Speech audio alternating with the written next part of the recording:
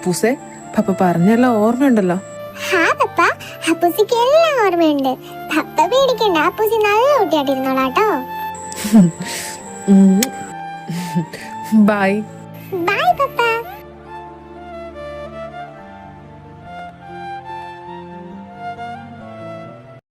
ആരോടെ നീ എന്താ ഇന്നലെ വരാഞ്ഞേ? അതെനിക്ക് ചെറിയ പനിയായിരുന്നടാ. ആണോ? എന്നിട്ട് മാറിയോ നിന്റെ പനി? മാറിയല്ലോ. ഞാൻ നിന്റെ അടുത്തൊരു കാര്യം പറയാൻ മറന്നു പോയടാ. എന്താടാ? ഇന്നലെ നമുക്ക് പുതിയ ടീച്ചറാടാ വന്നേ. എന്ത് പാവാന്നറിയോ? കാണാനും നല്ല ഭംഗിയാ. ഞങ്ങൾക്കൊക്കെ ഭയങ്കരമായിട്ട് ഇഷ്ടായി. കുറെ ചോക്ലേറ്റ്സും പിന്നെ ഗിഫ്റ്റും ഒക്കെ തന്നായിരുന്നു. ആണോ? എനിക്ക് മിസ്സായല്ലേ. നീ വിഷമിക്കണ്ടാടാ, ആ ടീച്ചറാ ഇനി നമ്മളെ പഠിപ്പിക്കാൻ പോണേ. ശരിക്കും? ഹാടാ, എങ്കിൽ പിന്നെ കുഴപ്പമില്ല. Good morning. ടീച്ചർ വന്നു.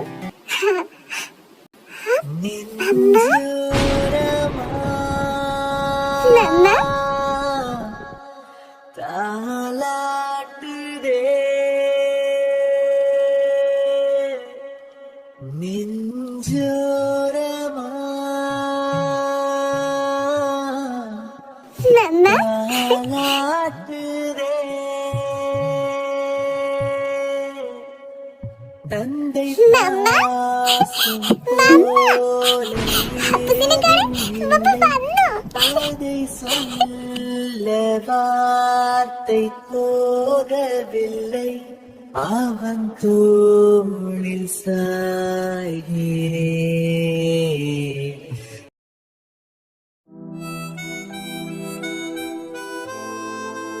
നീ എന്നോട് ചോദിച്ച എല്ലാ ചോദ്യത്തിനുള്ള ഉത്തരം ഞാൻ നിനക്ക് തരാം. പക്ഷെ അതിനു മുമ്പ് എനിക്കറിയണം, എൻ്റെ മിത്ര അല്ല നമ്മുടെ ലച്ചു എങ്ങനെയാ ജീവിച്ചതെന്ന്, എൻ്റെ കയ്യിൽ എത്തിപ്പെടാനുള്ള റീസൺ എന്താണെന്ന് അത് നീ എന്നോട് പറയണം. അല്ലാണ്ട് എനിക്ക് ഈ ചോദ്യത്തിന് അർത്ഥം എനിക്ക് മനസ്സിലായി. നീ പേടിക്കണ്ട, എൻ്റെ കിലുക്കാൻ പറ്റിയ ഞങ്ങൾ പൊന്നുപോലാ നോക്കിയത്. അച്ഛനും ഞാനും വരുണും എല്ലാവരും. ആരും പ്രതീക്ഷിക്കാതെ പെട്ടെന്നൊരു ദിവസം അച്ഛനും അവളും ഞങ്ങളെ വിട്ടുപോയപ്പോൾ ഞങ്ങൾ അനുഭവിച്ച വിഷമമുണ്ടല്ലോ, അതെത്ര പറഞ്ഞാലും നിനക്ക് മനസ്സിലാവില്ല. എനിക്ക് മനസ്സിലാവും. ഇതിനെ ഇതുപോലെ കൂടെ നിർത്തി സ്നേഹിക്കാനും ലാളിക്കാനും എനിക്കും ഉണ്ടായിരുന്നൊരു കൂടെപ്പിറപ്പ്, എൻ്റെ അനിയത്തി മിത്ര. അവള് ഞങ്ങളെ വിട്ടുപോയിട്ട് കുറച്ചധികം നാളായി. അന്ന് തകർന്നു വീണതാ എൻ്റെ അമ്മ. പക്ഷെ ലച്ചു അവള് ഞങ്ങളുടെ മിത്രയായി ഞങ്ങളുടെ ലൈഫിലേക്ക് വന്നപ്പോൾ അമ്മ വീണ്ടും പഴയ പോലായി. കൂടെപ്പിറപ്പ് നഷ്ടപ്പെടുമ്പോഴുള്ള വേദന നിന്നെ പോലെ തന്നെ ഞാനും അറിഞ്ഞതാ. ഒരുപക്ഷെ മിത്ര അവള് നിന്നെ ലച്ചു വന്ന് തിരിച്ചറിഞ്ഞു കഴിഞ്ഞാൽ ആ വേദന എനിക്ക് വീണ്ടും ഉണ്ടാവും. മിഥുനെ, ഹർഷ, ഇനി മിത്രയെ കൂടി നഷ്ടപ്പെടുത്തി കളയാൻ എന്നെ കൊണ്ട് പറ്റത്തില്ലടാ. സഹിക്കാൻ പറ്റൂല. ആർക്കും ആരെയും നഷ്ടപ്പെടില്ലടാ. അവള് നമ്മുടെ രണ്ടുപേരുടെയും കൂടി കുഞ്ഞനിയത്തിയല്ലേ. ഇത്രയും നാൾ നീ അവളെ എൻ്റെ സ്ഥാനത്ത് നിന്ന് പൊന്നുപോലല്ലേ നോക്കിയത്. ആ നിന്റെ കയ്യിൽ നിന്ന് ഞാൻ അവളെ തട്ടിപ്പറിച്ചെടുക്കാൻ വന്നതല്ലടാ. അറിയാം. പക്ഷെ അവൾ സത്യങ്ങളെല്ലാം മനസ്സിലാക്കി കഴിഞ്ഞാൽ ഒരുപക്ഷെ അവൾക്ക് ഞങ്ങളെ എവിടെയോ ചെറിയൊരു പേടി പോലെ. ഒന്നും ഉണ്ടാവില്ല. നീ അത് വിട്. ഞാൻ എന്തൊക്കെയോ എന്തായാലും നഷ്ടമായതെല്ലാം അവൾക്ക് തിരികെ നേടിക്കൊടുക്കണമെന്നുണ്ടായിരുന്നു. അതിനു വേണ്ടിയിട്ടാണ് ഇത്രയും നാളും ഞാൻ. നീ പറയാം. പക്ഷെ അതിനു മുമ്പ് ഞാൻ നിന്നോടൊരു കാര്യം പറയാം. അവളെ എൻ്റെയോ നിന്റെയോ അനിയത്തിന്ന് വേർതിരിച്ച് പറയാനല്ല, നമ്മുടെ അനിയത്തി എന്ന് പറയുന്നതാ എനിക്കിഷ്ടം. ലച്ചു എൻ്റെ കൂടെ ആയിരുന്നപ്പോൾ ഞാൻ അവളെ എങ്ങനെയാണോ നോക്കിയത് അതിനേക്കാളും 100 ഇരട്ടി നന്നായിട്ടാണ് നീ അവളെ നോക്കുന്നതെന്ന് എനിക്കറിയാം. അത് മനസ്സിലാക്കാൻ വേറൊന്നും വേണ്ട. അവളുടെ മുഖത്തെ ആ സന്തോഷം മാത്രം കണ്ടാൽ മതി. എന്നെ പോലെ അവളെ സ്നേഹിക്കാൻ നീ ഉണ്ടല്ലോ എന്ന് ആലോചിക്കുമ്പോൾ എനിക്ക് ഒരുപാട് സന്തോഷമുണ്ടടാ. ഹർഷ, ഒരു ബന്ധമില്ലാഞ്ഞിട്ട് പോലും എൻ്റെ ലച്ചുനെ നീ കൂടെ നിർത്തിയില്ലേ? ഇപ്പോഴും നിർത്തുന്നില്ലേ? അവക്ക് വേണ്ടി എല്ലാ കാര്യങ്ങളും ചെയ്തു കൊടുക്കുന്നില്ലേ? എന്തിന് ഞങ്ങളെ തേടി ഇവിടെ വരെ വന്നില്ലേ? ഒരുപക്ഷെ എന്നെ കൊണ്ട് പോലും ഇങ്ങനെയൊക്കെ ചെയ്യാൻ പറ്റുമെന്ന് എനിക്ക് അറിയത്തില്ല. പക്ഷെ നീ അവക്ക് വേണ്ടിയിട്ട് ഇത്രയൊക്കെ ചെയ്യുന്നുണ്ടെങ്കിൽ, ഇത്രയൊക്കെ ചെയ്തെങ്കിൽ എനിക്ക് മനസ്സിലാക്കാൻ കഴിയില്ലേടാ നിനക്ക് അവളെ എത്രമാത്രം ഇഷ്ടമാണെന്ന്, നീ അവളെ എത്രമാത്രം സ്നേഹിക്കുന്നുണ്ടെന്ന്. ആ നീ അവളുടെ ചേട്ടനാന്ന് പറയുന്നതിൽ എനിക്ക് അഭിമാനം മാത്രമേ ഉള്ളൂ, സന്തോഷം മാത്രമേ ഉള്ളൂ. അവളെ ഏതോ ജന്മത്തിൽ ചെയ്ത പുണ്യ നിന്റെ മുന്നിൽ വന്ന് പെട്ടത്. അല്ലായിരുന്നെങ്കിൽ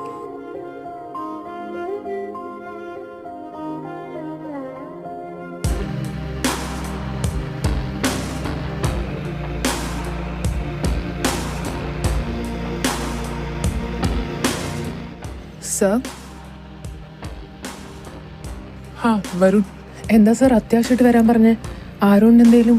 സർ ഞാൻ പറയാം.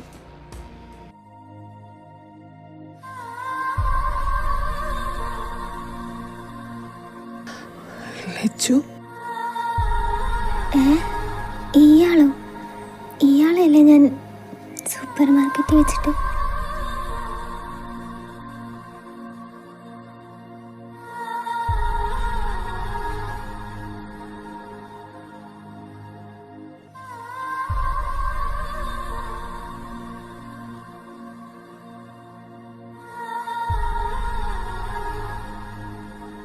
ടീച്ചറെ, ഹാ സർ. അല്ല, കാര്യം എന്താന്ന് ടീച്ചർ പറയുന്നോ അതോ ഞാൻ പറയണോ? ഞാൻ പറയാം സർ. എങ്കിൽ നിങ്ങൾ സംസാരിക്കുക, ഞാനിപ്പം വരാം.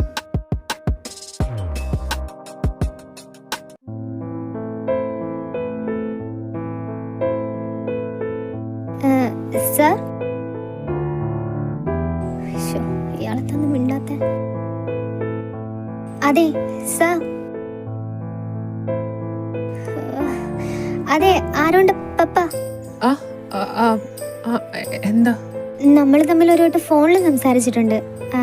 ഞാനാ അന്ന് വിളിച്ച ആരോണ്ട ക്ലാസ് ടീച്ചർ മിത്ര. ഓർമ്മയുണ്ട്. അല്ല, ടീച്ചർ എന്താ ഇപ്പോൾ അത്യാവശ്യമായിട്ട് വരാൻ പറഞ്ഞു വിളിച്ച്? ആരോണ്ട ഭാഗത്തുനിന്ന് പിന്നെ എന്തേലും? സർ, അത് പിന്നെ എന്തായാലും ടീച്ചർ മടിക്കാണ്ട് കാര്യം പറഞ്ഞോ? സർ, അവൻ രാവിലെ എന്നെ കണ്ടപ്പോൾ മുതൽ മമ്മാന്നും വിളിച്ച്. അവനെയും കുറ്റം പറയാൻ പറ്റത്തില്ല. ടീച്ചറിനെ കാണാൻ അവൻ്റെ മമ്മയെ പോലെ തന്നെ ഉണ്ട്. ഈ ഞാൻ പോലും.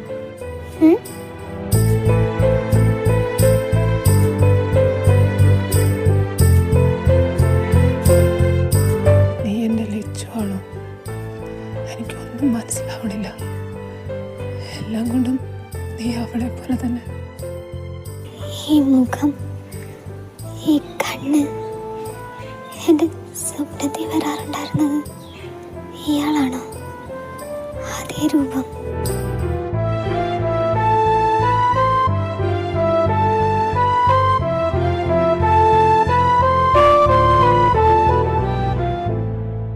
മിത്ര, കാര്യം പറഞ്ഞോ? ഞാൻ പറഞ്ഞുകൊണ്ടിരിക്കുക. ഞാനപ്പോൾ പറഞ്ഞു വന്നത് എന്താന്ന് വെച്ചാൽ, രാവിലെ മുതൽ അവൻ എൻ്റെ പിന്നാലെ നടക്കുക. എന്നെ അങ്ങോട്ടും ഇങ്ങോട്ടും ഒന്ന് തിരിയാൻ പോലും സമ്മതിക്കുന്നില്ല. നേരെ ചെന്നൊന്ന് ക്ലാസ് എടുക്കാൻ പോലും. അപ്പം മുതൽ തുടങ്ങിയ കരച്ചില്ല. ഇപ്പം തന്നെ ഞാൻ വാഷ്റൂമിൽ പോവാന്ന് പറഞ്ഞിട്ടാണ് അവൻ അവിടെ ഇരുത്തിയിട്ട് വന്നത്. അതുമല്ല, അവൻ്റെ മുന്നിൽ വെച്ച് ഇതൊന്നും സംസാരിക്കണ്ടെന്ന് വെച്ചിട്ടാ. I am really sorry. അവൻ്റെ ഭാഗത്തുനിന്ന് വന്ന ബുദ്ധിമുട്ടിന് ഞാൻ സോറി പറയുക. അവൻ്റെ അമ്മയെ കണ്ട് ഓർമ്മ പോലും ഇല്ല. അവനോട് എന്തോ ചെറിയ കാര്യത്തിന് വഴക്കിട്ട് പിണങ്ങി നിൽക്കാമെന്ന അവൻ്റെ വിചാരം. എപ്പോഴേലും അവൾ തിരിച്ചു വരുമെന്നുള്ള പ്രതീക്ഷയിലാണ് ആ പാവം. അപ്പോൾ പെട്ടെന്ന് ടീച്ചറിനെ കണ്ടപ്പോൾ അവൻ തെറ്റിദ്ധരിച്ചതാവും. ഞാനെന്തായാലും അവനെ കാര്യങ്ങൾ പറഞ്ഞ് മനസ്സിലായിക്കോളാം. ടീച്ചർ വിഷമിക്കണ്ട. അയ്യോ, ഇങ്ങനൊന്നും പറയല്ലേ. എനിക്കവൻ എന്നെ മമ്മ എന്ന് വിളിക്കുന്നെന്നും പറഞ്ഞിട്ട് പ്രശ്നമൊന്നുമില്ല. പിന്നെ അവനെ ഹാൻഡിൽ ചെയ്യാൻ പറ്റാണ്ടായോണ്ടാണ് ഞാൻ സാറിനെ വിളിക്കാൻ പറഞ്ഞത്. അല്ലാണ്ട് വേറൊന്നുമല്ല. അതിന് സാറിങ്ങനെ സോറി പറയേണ്ട ആവശ്യമൊന്നുമില്ല.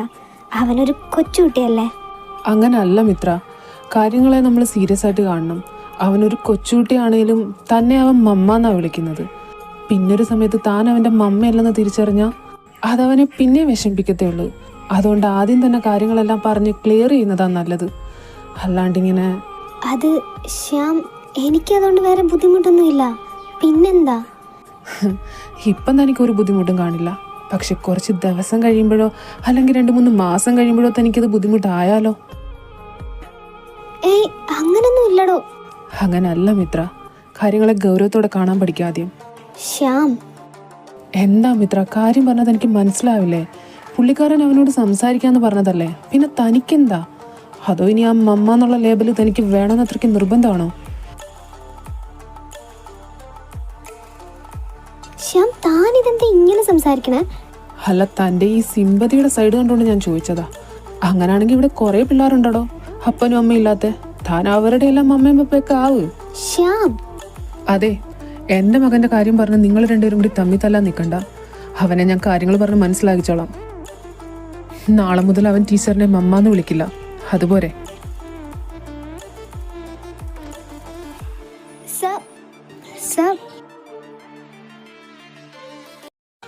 എന്ത് പണിയാ ശ്യാം താനീ കാണിച്ചേ? തനിക്കിതിൻ്റെ വല്ല ആവശ്യം ഉണ്ടായിരുന്നോ? പുള്ളിക്കാരന് ഹേർട്ടായെന്നാ തോന്നുന്നേ. അതിന് തനിക്കെന്താ ഇത്ര പ്രശ്നം? ശ്യാം, ഞാൻ തന്നെ നല്ലൊരു ഫ്രണ്ടായിട്ടാണ് കാണുന്നത്. അതുകൊണ്ട് തന്നെ ഞാൻ ഇത്രയും ഫ്രീ ആയിട്ട് തൻ്റെ അടുത്ത് സംസാരിക്കുന്നതും ഇടപെടുന്നതും. എന്നും പറഞ്ഞാൽ എൻ്റെ എല്ലാ കാര്യത്തിനകത്തും കയറി കൈ കടത്താന്ന് താൻ വിചാരിക്കരുത്. അതെനിക്ക് ഇഷ്ടമല്ല. വെറുതെ ആവശ്യമില്ലാണ്ട്. മിത്ര, ഡോ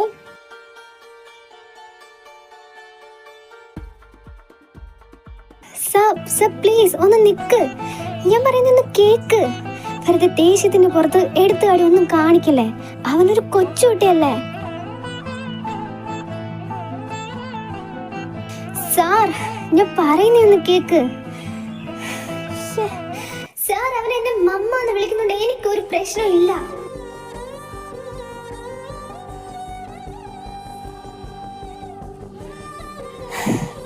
സാർ, വെറുതെ അവനെ എന്തിനാ വിഷമിപ്പിക്കുന്നേ? അവനങ്ങനെ വിളിച്ചോട്ടെ, എനിക്ക് ഒരു പ്രശ്നമില്ല. ഞാൻ ഹാൻഡിൽ ചെയ്തോളാം അവനെ. വെറുതെ അതിനെ സങ്കടപ്പെടുത്തണ്ട. പാവം തോന്നുന്നു സാർ കണ്ടിട്ട്. സിമ്പതി അല്ലേ? സിമ്പതി കാട്ടാണ്ട് പിന്നെ എന്നെ കൊണ്ട് വേറെ എന്തിനാ പറ്റുക? അവൻ്റെ മമ്മയാവാൻ പറ്റില്ലല്ലോ.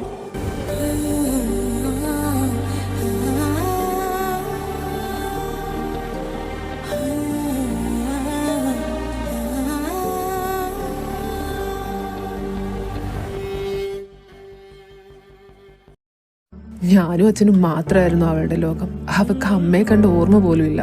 അവളുടെ കുഞ്ഞിലെ അമ്മ ഞങ്ങളെ വിട്ട് പോയതാ. പിന്നുണ്ടായിരുന്നത് അവളുടെ ബെസ്റ്റ് ഫ്രണ്ട് നിത്യ. ഓ, ചെറിയൊരു തിരുത്തുണ്ട് കേട്ടോ. ബെസ്റ്റ് ഫ്രണ്ട് എന്ന് ലച്ചു വിശ്വസിച്ചിരുന്ന നിത്യ. അതെന്താ അങ്ങനെ? അതെന്താന്ന് വെച്ചാ ലച്ചുവിന്റെ A to Z എല്ലാ കാര്യങ്ങളും നിത്യക്ക് അറിയായിരുന്നു.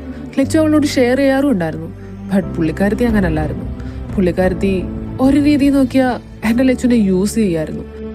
അവൾക്ക് ആദ്യം മുതലേ കുറെ ഫിനാൻഷ്യൽ പ്രോബ്ലംസ് ഉണ്ടായിരുന്നു. അപ്പൊ അതൊക്കെ സോൾവ് ചെയ്യാൻ വേണ്ടിയിട്ട് ലച്ചുവിനെ ഇങ്ങനെ. അപ്പൊ ഇതൊന്നും മിത്രയ്ക്ക് അറിയില്ലായിരുന്നു.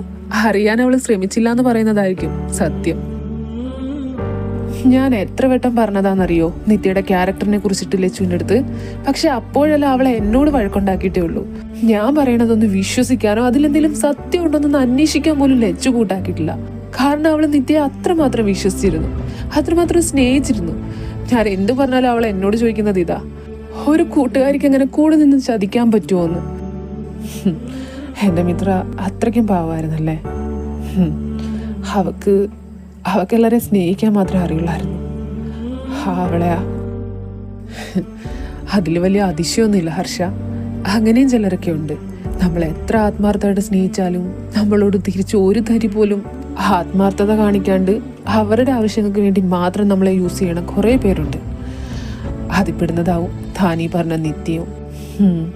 അല്ല, അപ്പൊ ഈ നിത്യയാണോ നമ്മളുടെ ഓഫീസിൽ? അവളെ തന്നെ. അല്ല, നിത്യയുടെ കാര്യമൊക്കെ. പക്ഷെ വരുണിനെ എങ്ങനെയാ പരിചയം? അത് ഞങ്ങളാദ്യം കാനഡയിലായിരുന്നു. അച്ഛൻ്റെ കൂടുതലും ബിസിനസ് അവിടെ ആയിരുന്നു. പിന്നെ ഒരു ടൈം ആയപ്പോൾ അച്ഛൻ അതൊക്കെ മടുപ്പ് തോന്നിയിട്ട് ഞങ്ങൾ നാട്ടിലേക്ക് ഷിഫ്റ്റ് ചെയ്തതാ. അങ്ങനെ ഇവിടെ വന്നപ്പോൾ കിട്ടിയ സ്കൂൾമേറ്റാ വരുൺ. അവൻ എൻ്റെ ക്ലാസ്സിലായിരുന്നു. അപ്പോൾ മിത്രയും ലച്ചുവും തമ്മിൽ എങ്ങനെയാ പരിചയം? അതോ ഞങ്ങളുടെ അമ്മ വീടിൻ്റെ അടുത്താ നിത്യയുടെ വീട്. പണ്ട് ഞങ്ങൾ വെക്കേഷന് വരുന്ന ടൈമിൽ കൂട്ടായത് അവർ രണ്ടുപേരും. പിന്നീടത് വർഷങ്ങളോളം അങ്ങനെ നീണ്ടുപോയി. ഇവിടെ വരുമ്പോഴെല്ലാം ലച്ചു നിത്യയുടെ കൂടായിരുന്നു കൂടുതലും ടൈം സ്പെൻഡ് ചെയ്തുകൊണ്ടിരുന്നത്. ഞാൻ വരുണിനെ പരിചയപ്പെടുത്തി കൊടുക്കുന്ന ടൈമിലാണ് ഞങ്ങൾ അറിയുന്നത് ഇവർ രണ്ടുപേരും റിലേറ്റീവ്സ് ആയിരുന്നു എന്ന്. ലച്ചു സാധാരണ എല്ലാവരോടും പെട്ടെന്നാണ് കമ്പനി ആവാറ്. പക്ഷേ ലച്ചുവിന് വരുണിനോട് ചെറിയ ഗ്യാപ്പ് ഉണ്ടായിരുന്നു. മറ്റുള്ളവരുടെ മുമ്പിലെല്ലാം വായാടിയായിട്ട് കിലുക്കാൻ പറ്റിയായിട്ട് സംസാരിച്ചുകൊണ്ടിരിക്കണം അവള് വരുണിനെ കാണുമ്പോൾ പെട്ടെന്ന് സൈലന്റ് ആവുമായിരുന്നു.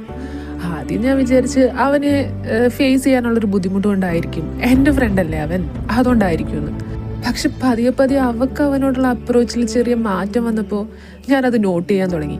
കാര്യം തിരക്കിയപ്പോഴാണ് അവള് പറയണേ അവൾക്ക് വരുണിനെ അപ്പോ മിത്രയാണോ വരുണിനോട് ആദ്യം?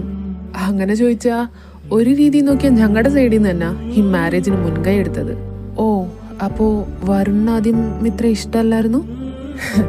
ആ ടൈമില് അവനും നിത്യയും തമ്മിൽ റിലേഷനിലായിരുന്നു. നിത്യയോ? നിത്യ വരുണും തമ്മിൽ റിലേഷനിലോ?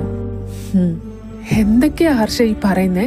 അപ്പോ നിത്യ വരുണും തമ്മിൽ റിലേഷനിലാണെന്ന് അറിഞ്ഞു വെച്ചോണ്ടാണോ ലച്ചു വരുണിനെ?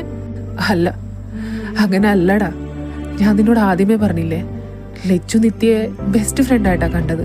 പക്ഷെ അവള് ഹർഷ എനിക്കൊന്നും അങ്ങോട്ട് മനസ്സിലാവണില്ല. അപ്പൊ ഇവരുടെ വിവാഹം എങ്ങനെയാ?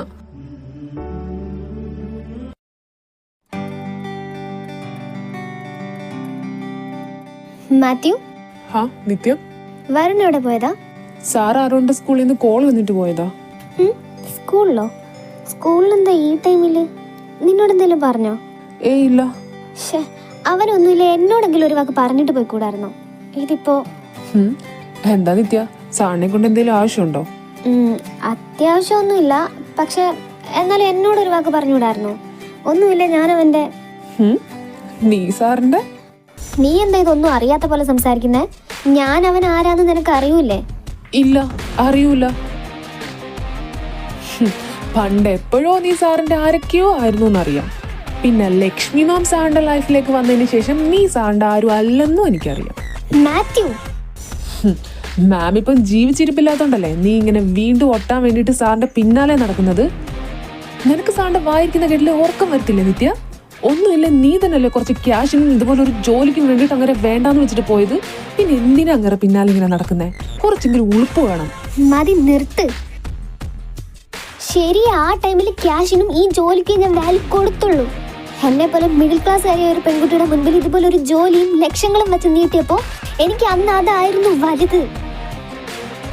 ലക്ഷ്മിയുടെ അച്ഛൻ്റെ ഓഫറിന് മുമ്പിൽ ഞാൻ വരുണിനോടുള്ള സ്നേഹം വേണ്ടെന്ന് വെച്ചത് ശരിയാ എന്ന് പറഞ്ഞ് എനിക്ക് അവനോട് ഇഷ്ടമില്ല എന്നല്ല.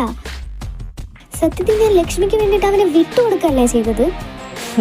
നീ മാമിന് വേണ്ടിയിട്ട് സാറിനെ വിട്ടുകൊടുത്തത് തിരിച്ചൊന്നും പ്രതീക്ഷിക്കാണ്ടായിരുന്നെങ്കിലും ഞാൻ പറഞ്ഞേനെ നിന്റെ ഭാഗത്ത് കുറച്ചെങ്കിലും ശരിയുണ്ടായിരുന്നു. പക്ഷെ ഇതിപ്പോ കൈപ്പറ്റേണ്ടതെല്ലാം കൈപ്പറ്റിയിട്ട് ഒരുമാതിരി ത്യാഗത്തിന്റെ കണക്ക് പറയരുതേ നിത്യ നീ.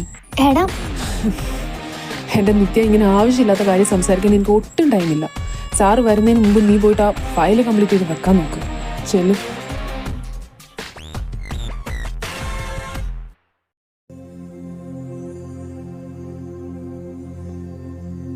ഒരേ പ്ലാസ്റ്റിക് അനീമിയ പേഷ്യൻ്റ് ആയിരുന്നു നമ്മുടെ ലച്ചു എന്നുള്ള കാര്യം ഞാൻ നിന്നോട് പറഞ്ഞതല്ലേ. അവക്ക് പറ്റിയൊരു ഡോണറെ അന്വേഷിച്ച് ഞങ്ങൾ കുറേ നടന്നു.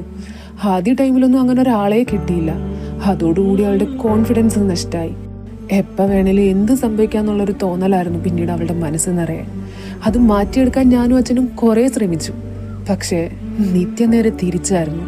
ലച്ചുവിൽ അത് ഊട്ടി ഉറപ്പിക്കാനാ അവള് ശ്രമിച്ചത്. നിനക്കൊരു കാര്യം അറിയോ? വരുണിനോടുള്ള അവളുടെ ഇഷ്ടം അവൾ ആദ്യം പറഞ്ഞത് നിത്യയോടായിരുന്നു. അത് കേട്ടപ്പോഴെങ്കിലും അവൾക്ക് ലച്ചുവിനോട് പറയായിരുന്നു അവർ തമ്മിൽ റിലേഷനിലായിരുന്നു എന്ന്. പക്ഷെ അവളത് ചെയ്തില്ല. അവള് അന്നങ്ങനെ ചെയ്തിരുന്നെങ്കിൽ എൻ്റെ ലച്ചു അവനെ അത്രമാത്രം ആഗ്രഹിക്കില്ലായിരുന്നു. അത് കഴിഞ്ഞ് കുറേ നാള് കാര്യങ്ങളെല്ലാം വലിയ കുഴപ്പമില്ലാണ്ടാ മുന്നോട്ട് പോയത്. അവനോടുള്ള ഇഷ്ടം തുറന്നു പറയേണ്ട അവളത് മനസ്സിൽ ഒളിപ്പിച്ച് വെച്ചുകൊണ്ട് നടന്നു. ഞാൻ പലവട്ടം അത് അവനോട് തുറന്നു പറയാൻ പറഞ്ഞിട്ട് പോലും നിത്യ പറഞ്ഞ വാക്കിന്റെ പുറത്ത് അവള് പറയാണ്ട് മറച്ചു വെച്ചോണ്ടേയിരുന്നു. അല്ല ഹർഷ, നീയും വരുണും തമ്മിൽ ആ ടൈമിൽ നല്ല ഫ്രണ്ട്സ് അല്ലായിരുന്നു? എന്നിട്ട് നിത്യമായിട്ടുള്ള റിലേഷൻ വരുൺ പോലും നിന്നോട് പറഞ്ഞില്ല? പറഞ്ഞില്ല. നിത്യയുടെ നിർബന്ധത്തിന് മുന്നിൽ അവൻ എന്നോടത് പറയാൻ പറ്റിയില്ല എന്ന് പറയുന്നതായിരിക്കും സത്യം. നിത്യ വാശി പിടിച്ചിട്ടുണ്ടാവും നിന്നോടിത് പറയണ്ടെന്ന് പറഞ്ഞിട്ട്. എന്നിട്ട് ബാക്കി പറ. ഹാ, അപ്പോൾ അങ്ങനെ ഇരിക്കും ഒരു ദിവസം ഹോസ്പിറ്റലിൽ നിന്നൊരു കോൾ വന്നു. ലച്ചുവിന് പറ്റിയ ഡോണറെ കിട്ടിയിട്ടുണ്ടെന്നും പറഞ്ഞിട്ട്. അന്ന് സത്യത്തിൽ ഞങ്ങൾക്ക് കരയണോ ചിരിക്കണോ എന്ത് ചെയ്യണമെന്ന് അറിയാൻ വയ്യാത്തൊരവസ്ഥയായിരുന്നു. എൻ്റെ ലച്ചുവിൻ്റെ നഷ്ടപ്പെട്ടു പോയ സ്വപ്നങ്ങളും ആഗ്രഹങ്ങളും എല്ലാം തിരിച്ചു കിട്ടിയ പോലായിരുന്നു അവൾക്ക്. ആ സന്തോഷത്തിൻ്റെ പുറത്ത് അവൾ വരുണിനെ പ്രപ്പോസ് ചെയ്യാൻ തീരുമാനിച്ചു. പിന്നെ എൻ്റെ വാശി കാരണം അവളത് നിത്യയോട് പറഞ്ഞതുമില്ല. അങ്ങനെ വരുണിൻ്റെ പിറന്നാളിൻ്റെ അന്ന് ലച്ചു അവനോടുള്ള ഇഷ്ടം തുറന്നു പറയാൻ തീരുമാനിച്ചു. അന്ന് അവന് സർപ്രൈസ് കൊടുക്കാൻ പോയ ലച്ചു കണ്ടത് അത് എന്താന്ന് മിത്ര കണ്ടത് പറ. അത് പിന്നെ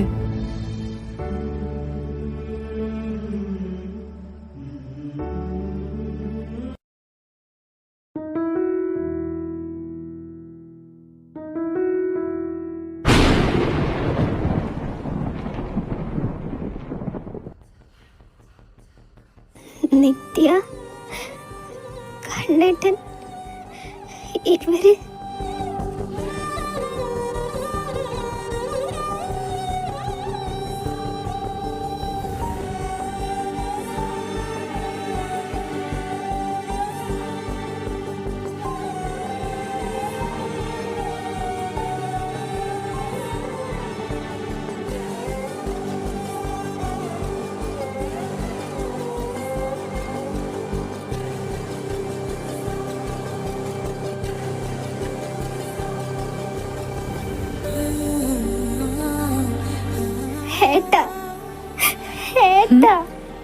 എന്താടാ, എന്താ പറ്റിയേ?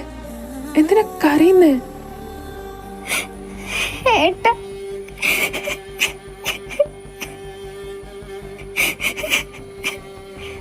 എന്താ മോളെ?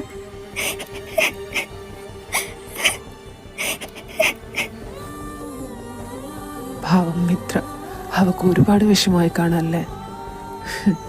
വിഷമമായോന്നോ? അതിനുശേഷം എൻ്റെ കൊച്ചു ആരോടും മിണ്ടാതായി. നേരെ ചോദിന് ആഹാരം കഴിക്കാണ്ടായി. അവളുടെ റൂമിൽ മാത്രമായിട്ട് ഒതുങ്ങിക്കൂടാൻ തുടങ്ങി. അവർ തമ്മിൽ ഇഷ്ടത്തിലാണെന്ന് അറിഞ്ഞതല്ല അവൾക്ക് ഏറ്റവും കൂടുതൽ വിഷമമായത്. കൂടെ നിന്ന കൂട്ടുകാരി ഒരു വാക്കുപോലും അതിനെക്കുറിച്ച് പറയാണ്ട് ഇത്രയും നാളും അവളുടെ ഫീലിങ്സ് വെച്ച് കളിക്കുമായിരുന്നു എന്ന് ആലോചിച്ചപ്പോഴാണ് അവൾക്ക് സഹിക്കാൻ പറ്റാണ്ടായത്. ആദ്യമൊക്കെ ലച്ചു വരുണിനോടുള്ള ഇഷ്ടം നിത്യയോട് പറയുമ്പോഴൊക്കെ അവൾ ലച്ചുവിനെ സപ്പോർട്ട് ചെയ്ത് നിൽക്കുകയായിരുന്നു ചെയ്തത്. എന്തിന്? വരുണ് കൊടുക്കാൻ വേണ്ടിയിട്ട് ലച്ചു വാങ്ങിക്കൂട്ടിയ സാധനങ്ങളെല്ലാം നിത്യയുടെ കയ്യിലായിരുന്നു കൊടുത്തു വിട്ടിരുന്നത്. അങ്ങനെ അത്രയും സപ്പോർട്ട് ചെയ്ത് നിന്ന് അവള് പെട്ടെന്ന് ലച്ചുവിൻ്റെ മനസ്സിൽ ആവശ്യമില്ലാത്ത ചിന്തകൾ കുത്തി നിറയ്ക്കാൻ തുടങ്ങിയപ്പോൾ എനിക്കതിൽ ആദ്യമേ സംശയം തോന്നിയതാ. പക്ഷെ ലച്ചു അവളെ അപ്പോഴും കണ്ണടച്ച് വിശ്വസിച്ചിരുന്നു. അങ്ങനെയുള്ള നിത്യ അവളെ ഇങ്ങനെ കൂടെ നിന്ന് ചതിക്കുമെന്ന് ആ പാവം ഒട്ടും പ്രതീക്ഷിച്ചില്ല. അതാ അവളെ ഏറ്റവും കൂടുതൽ തളർത്തിക്കളഞ്ഞത്. അല്ല, ഹർഷൻ പിന്നെ ഇതിനെക്കുറിച്ച് എന്തെങ്കിലും വരുണിനോട് ചോദിച്ചിരുന്നോ? ചോദിക്കാൻ പോയിട്ട് അവനോടൊന്ന് ദേഷ്യപ്പെടാൻ പോലും എൻ്റെ ലച്ചു സമ്മതിച്ചില്ല. അങ്ങനെ പോലും അവൻ വിഷമിക്കുന്നത് കാണാൻ അവൾക്ക് വയ്യ. അതല്ലേ? അതാ. എന്നിട്ട് ഒരു 2-3 ആഴ്ച അവൾ ഫുൾ സൈലൻ്റ് ആയിരുന്നു. പിന്നെ ഞാനും വരുണിനെ കാണാൻ കിട്ടുന്ന സാഹചര്യങ്ങളെല്ലാം അവോയ്ഡ് ചെയ്തുകൊണ്ടേയിരുന്നു. അങ്ങനെ ഇരിക്കും ഒരു ദിവസം ലച്ചുവിന് തീരെ വയ്യാണ്ടായി. ഞങ്ങൾ കുറേ നിർബന്ധിച്ചിട്ട് അവസാനം അവൾ ഹോസ്പിറ്റലിൽ വരാൻ തന്നെ സമ്മതിച്ചത്. അവിടെ ചെന്നപ്പോൾ ഡോക്ടർ പറഞ്ഞത്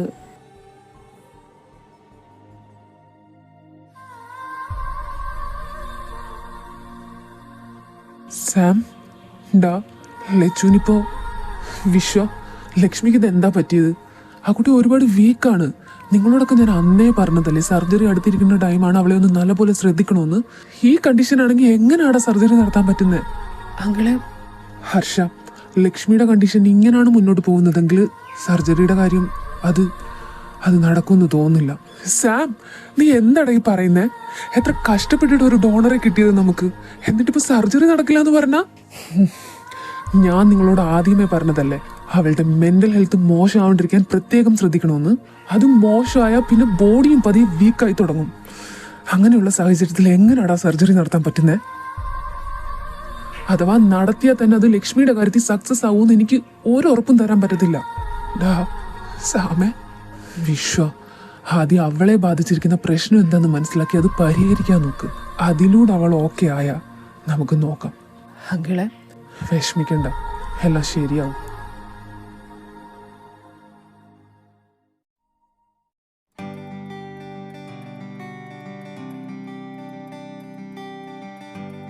ഹർഷ, നീ എന്താടാ ലച്ചുന് വയ്യാന്നുള്ള കാര്യം എന്നോട് പറയാഞ്ഞത്? നിന്നോട് പറഞ്ഞിട്ട് പ്രത്യേകിച്ച് കാര്യമൊന്നുമില്ലല്ലോ. അവളുടെ അസുഖമൊന്നും മാറാൻ പോണില്ലല്ലോ. നീ എന്താടാ ഇങ്ങനെ സംസാരിക്കുന്നേ?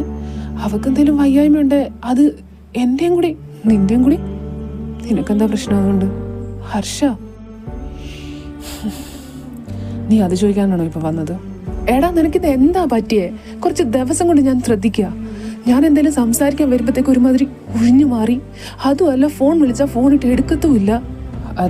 അത് ഞാൻ കുറച്ച് തിരക്കായിരുന്നു, അതാ. ഹോ, അപ്പം നിനക്ക് വേദയെ വിളിക്കുമ്പോഴും അവളോട് സംസാരിക്കുമ്പോഴും ഈ തിരക്കൊന്നും ഇല്ലല്ലോ അല്ലേ? ഞാൻ വിളിക്കുമ്പോൾ മാത്രം നീ എന്തേലും ഉണ്ടെങ്കിൽ ഒന്ന് വാ തുറന്ന് പറ. വെറുതെ വരണേ.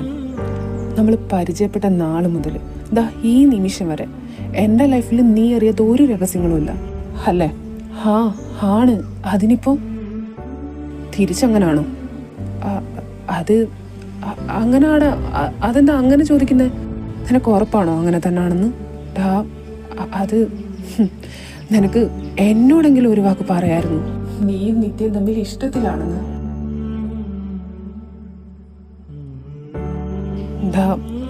അത് അവള് പറഞ്ഞോട് നീ എന്നോട് പറഞ്ഞില്ല അല്ലേ? അപ്പോ അത്രമാത്രം ഉണ്ടായിരുന്നുള്ളല്ലേ നമ്മൾ തമ്മിലുള്ള ബന്ധം? അങ്ങനല്ല. നിനക്ക് ഇതെൻ്റെ അടുത്തുനിന്ന് മറച്ചു വെക്കേണ്ട ഒരാവശ്യവും ഇല്ലായിരുന്നു. എന്നോടൊന്ന് പറഞ്ഞിരുന്നെങ്കിൽ, ഞാനൊന്ന് അറിഞ്ഞിരുന്നെങ്കിൽ. വെറുതെ അവക്ക് എന്താടാ? ഒന്നുമില്ല. ഹർഷ, സോറിടാ, ഞാനത് വേണോന്ന് വെച്ച്. ഹർഷ,